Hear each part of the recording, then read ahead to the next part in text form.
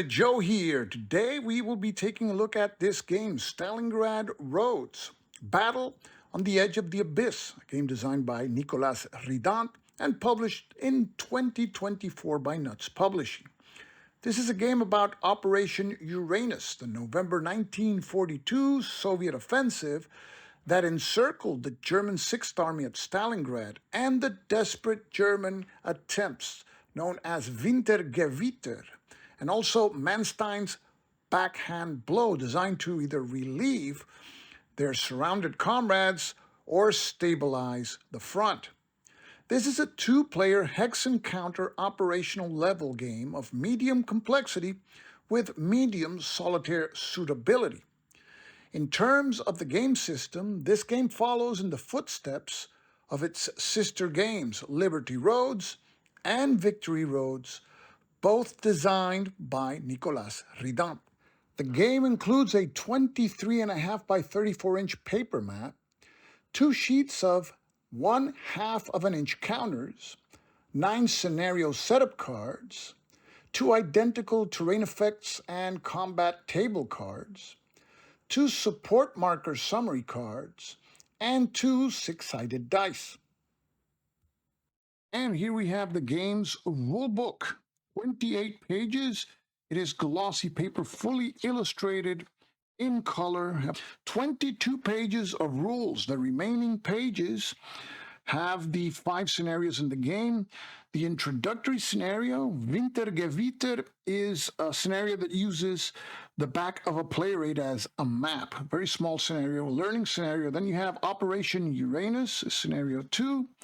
You have the full campaign here, scenario 3, uses both maps, and you have backhand blow, only uses one map like Operation Uranus, and finally, stat and gallop. This is the scenario that has the last starts from February to March 1943, uses only part of the map.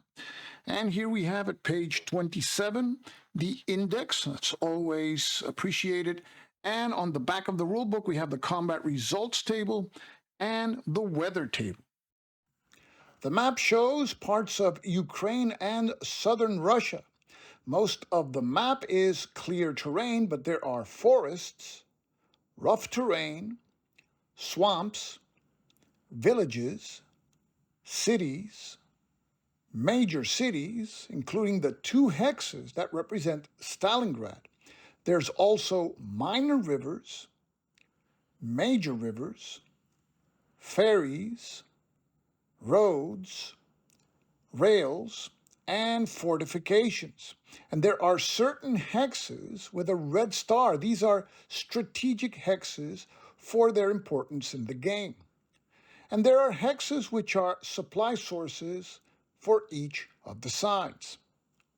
The map has a turn record track, a general track, and the ever-important Führer approval track. There are counters that include combat units and headquarters that represent the Axis forces of Germany, Italy, and Romania on one side, and units of the Soviet Union on the other. There are German and Soviet divisions, and Soviet armored and cavalry units are corps-sized. Units in dark red backgrounds are Soviet Guard units, and there are headquarter units for both sides. In addition, the game includes armor and infantry Kampfgruppen for German units. Here we see a typical German infantry unit. The numbers at the bottom are from left to right, the unit's attack strength, defense strength, and movement points. NATO symbols are used for non-armored units, and the backsides of a combat unit show the unit at reduced strength.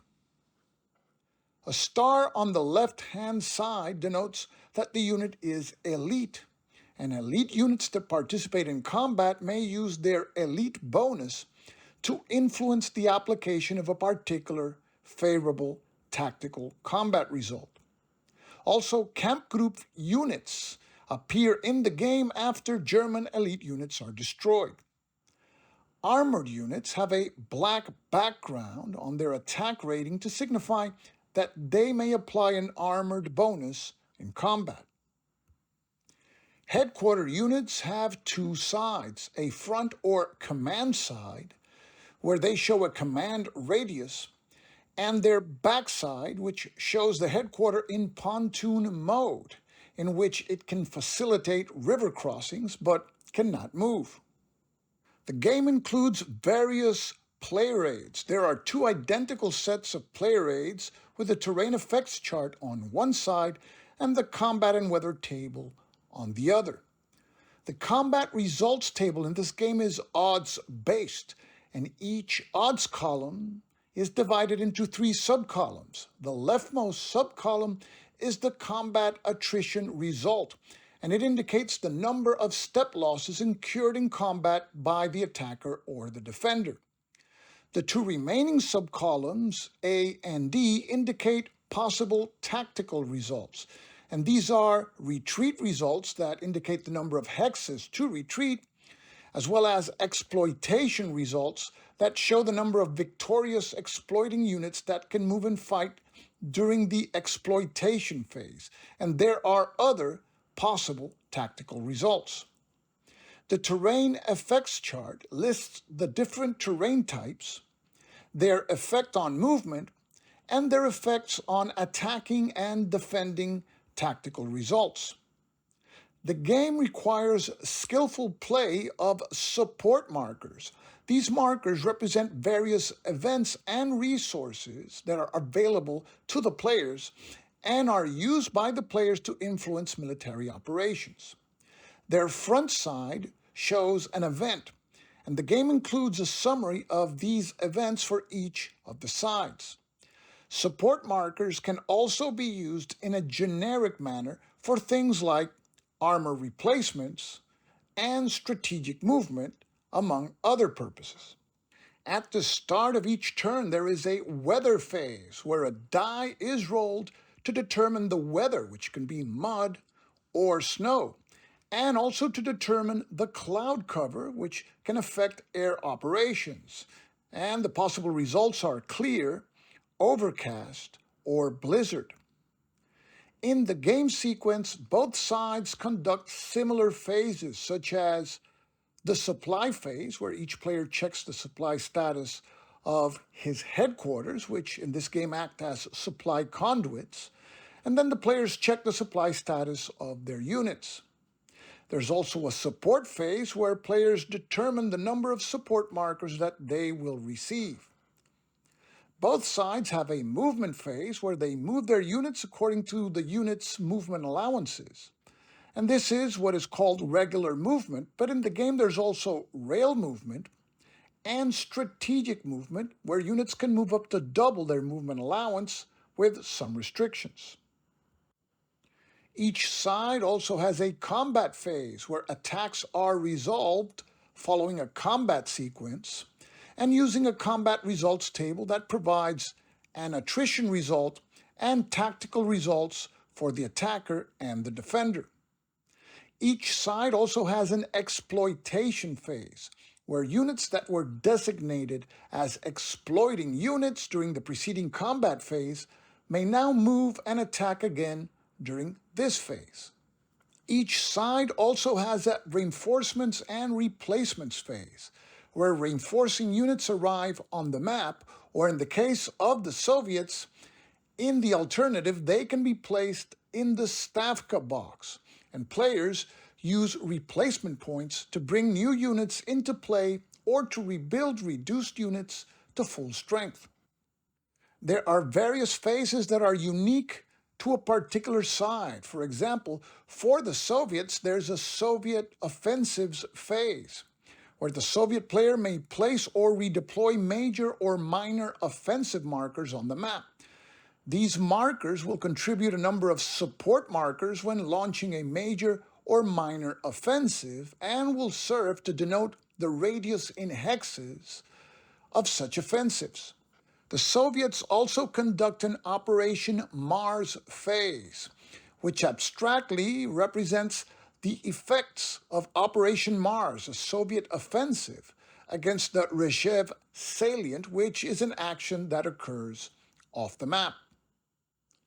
And the Soviet player each turn conducts a Stavka phase, where he may request additional forces to the Soviet Chief of Staff, and these forces are represented in the game as units which are placed directly in the Stavka box, and this acts as a strategic reserve.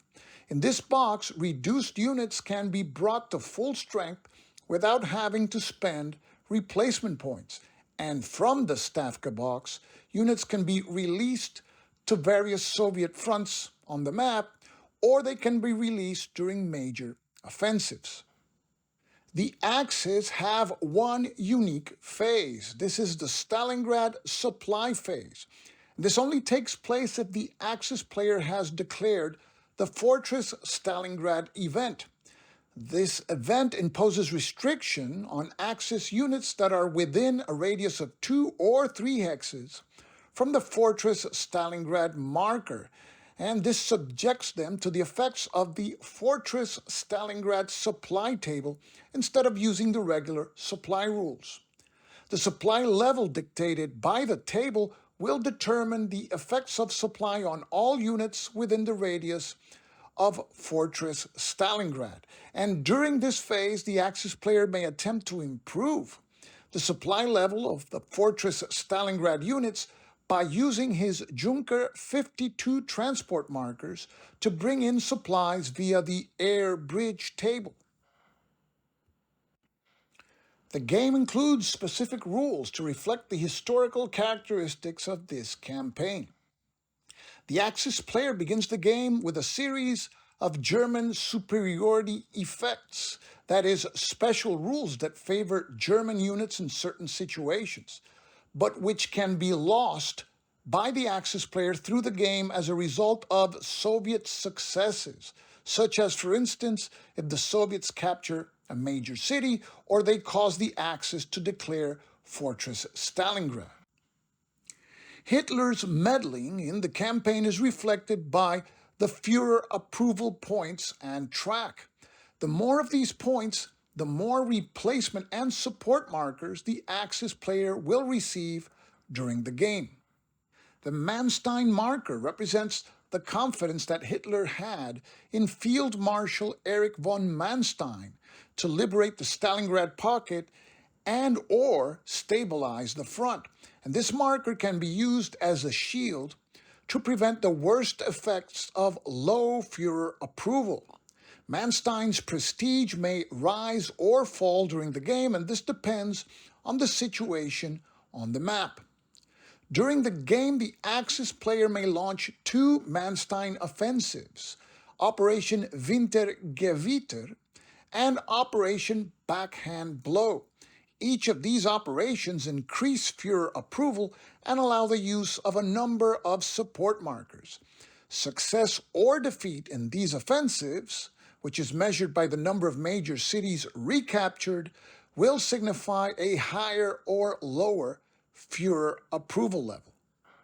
During the German player's supply phase, the supply status of headquarters is determined first. Headquarter lands is in supply because it can trace supply from hex 1701, and that's because the security unit, the 156 VI, cancels the effect of the 172nd Soviet Rifle Division. Next, the German player determines the supply status of his units. The 156 VI division is within command radius of the headquarters and therefore is supplied. The division in Hex 1803 is not in supply because Soviet units have surrounded it and interfere with the trace from headquarter lands. The command trace from headquarter lands to the 298th Division is blocked by enemy units, but nevertheless, the division is supplied directly by the supply source in Hex 1901. Let's take a look at a combat example, and you can find this combat example on page 11 of the rulebook. Here we see a Soviet attack against Hex 1628. The first step is for the Soviet player to designate the target hex, and here it is 1628, and declares all of his units that are adjacent to the hex will be participating in the attack. The Axis player will be defending with the 2 Romanian divisions in the target hex, one of which is reduced. Now we determine the supply status of the defenders. The Axis units in 1628 are within the command radius of a German headquarters in hex 1333. So they are supplied for the combat. Next, the players calculate the odds. The Soviet player has 34 attack factors, and the Axis has 4 defense factors, 34-4 or 8-1, which is resolved as a 6-1 attack, and that's the maximum odds column on the combat results table. And note that the artillery support would have no effect on this combat because it is already at its maximum odds ratio of 6-1. Now the Soviet player rolls 2d6, and the roll is a 6, cross-referenced in the 6-1 column, results in an attrition result of A1d2, that's 1 step loss for the attacker and 2 for the defenders, and an E result as the attacker's tactical result, which the Soviet player decides now to convert into an E2 because of the elite bonus that was used. In addition, there's only 3 Romanian steps among the units in defending hex, and when there's less than 4 Allied Axis steps in a hex without a German unit, the Soviet player can increase the E result by an additional 1. So now the Soviet player has a tactical result of E3. The defender's tactical result is a DR2. Now we apply the attritional results. The Soviet player has to take a step loss from the elite unit or a unit with an attack factor printed in a black background, and that is because the elite and armor effects were used. And because the elite bonus and armored attack were both declared by the attacker, the defender can choose which unit of the elite or armored units present will take the first step loss. And the Axis player chooses to inflict the step loss on the 26 tank corps. The Axis player has to inflict the step loss on each of his Romanian divisions, and therefore eliminates one and reduces the other. We go to the next step, which is to determine any German superiority effects, but there are no German units participating in this combat, so we skip this step. The Axis player now effects the DR2 tactical result and retreats 2 hexes to hex 1530. Now the Soviet player applies his E3 result. Given the armored attack declaration, any unit that has an attack factor with a black or black and white background counts only as half a unit when calculating the number of units eligible for exploitation. Here, with an E3 result, the Soviet player has 3 exploitation points to allocate. He has a total of 3.5 points worth of units in exploitation points because units with the black background or black and white background in the attack factor only count as half a point. So therefore, he's able to place exploitation markers on all of his units except the Guards Rifle Division. The Soviet player will be able to move and attack with the marked units during the exploitation phase. This is Stalingrad Roads, a game designed by Nicholas Rident and published by Nuts Publishing. I hope that this video has given you an idea of the flow of the game and what the game has to offer. This is Stuka Joe, signing off for now. Thanks for watching.